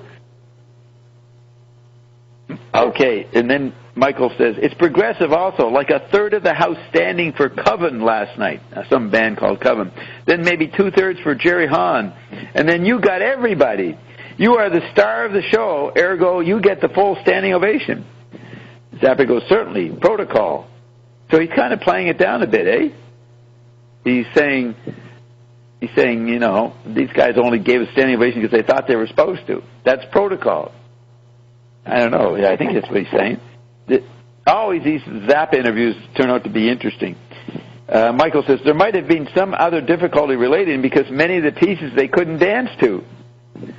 Zappa says, well, if they can't dance to it, it's their own fault because the stupidity of clinging to a dance form where you have to do a specific pattern of steps, you know, the twist or the frog or the watusi, some dance with a name on it, I think is a bad thing.